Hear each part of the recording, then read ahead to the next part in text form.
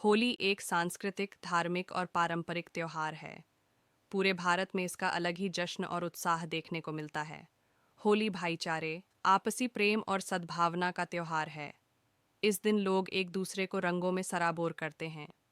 पौराणिक कथाओं के अनुसार प्राचीन काल में हिरण्यकश्यप नाम का अत्यंत बलशाली राजा था, जो भगवान में बिल्कुल भी विश्वास नहीं रखता था।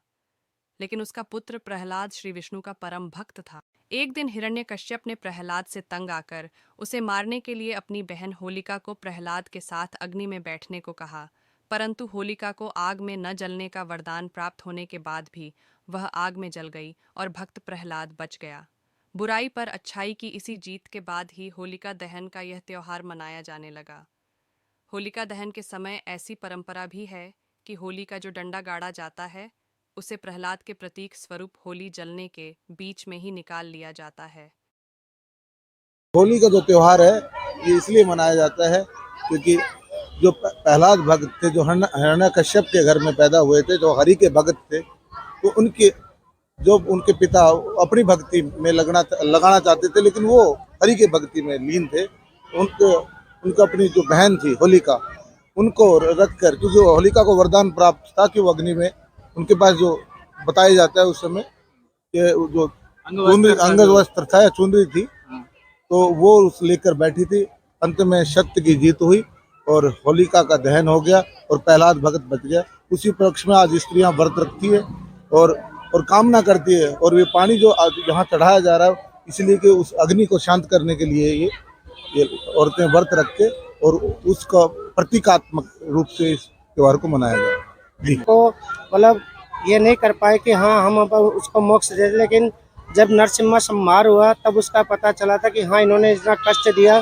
तब पता चलो होली दहन क्यों होता, क्योंकि उनकी बहन ने जब होली दहन हुआ तब उन्होंने अग्नि के बीच में परीक्षा दी थी, उसके बाद होली दहन, लेकिन वो फिर भी बच गए थे। तो हम कहते हैं कि अगर भक्ति करो तो प्रहलाद जैसी करो या सुदामा जैसी करो, ताकि दोस्ती और मिसाल और ज्ञान गुण कायम रहे। इंसान के अंदर बुराई है उसी को खत्म करके सभी को एक साथ मिलकर रहने के लिए, जो भी अंदर हमारे अंदर जो भी ईर्ष्या घृणा है, एक दूसरे के प्रति नफरत है, उन सबको मिटाने के लिए होली का पर्व मिलाया जाता है। अच्छाई पर बुराई पर अच्छाई की जीत के लिए बनाया जाता है होली का पर्व। बुराई पर अच्छाई की जीत हुई थी। होली का जो दहन था वो एक बुराई का प्रतीक माना गया होलिका को, और उसका रूप में जो है आज मनाया जाता है। प्यार और प्रेम का प्रतीक है होली का त्योहार।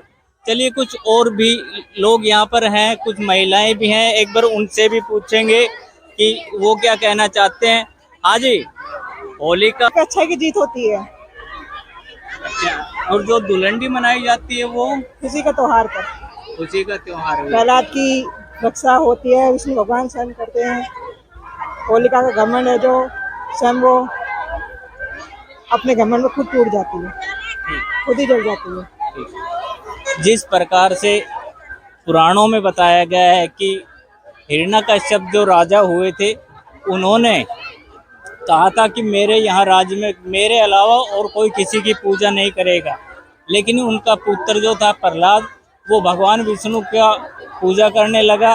और जब ये बात हिरण्यकश्यप को पता चली तो उन्होंने उसे मारने के लिए कई बार प्रयास किए, और इसी को लेकर के उन्होंने, उनकी जो बहन थी होलिका, उनको वरदान मिला हुआ था, एक चादर मिली हुई थी कि अगर वो उसको ओढ़कर बैठ जाएगी तो वह अग्नि के अंदर जल नहीं सकती।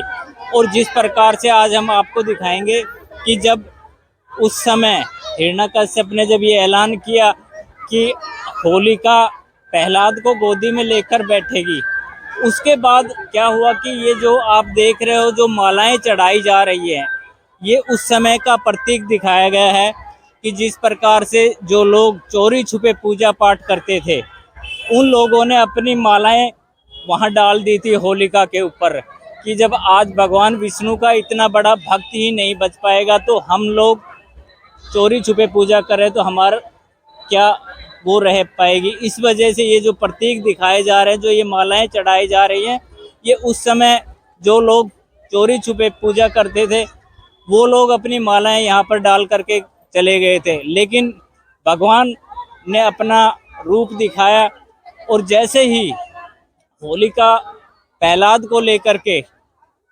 अग्नि में बैठी और उसी समय तेज आंधी चली और वो जो दुपट्टा जो होलिका ने पहना हुआ था वो उससे उगड़ करके और प्रहलाद के ऊपर ढक गया और होलिका उस दिन इस में जल गई थी। यही कारण है कि लोग होलिका का त्यौहार मनाते हैं।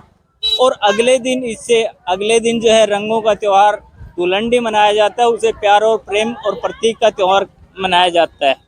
इसमें भी कहा जाता है कि जब होलिका जली तो उससे अगले दिन उनकी शादी होनी थी, लेकिन उस शादी में जब उनकी शादी करने के लिए उनके पति इलाजी आए तब उन्हें पता लगा कि होलिका जल गई है, लेकिन वो उनसे बहुत प्रेम करते थे और उन्होंने उस राख को अपने शरीर पर मला था।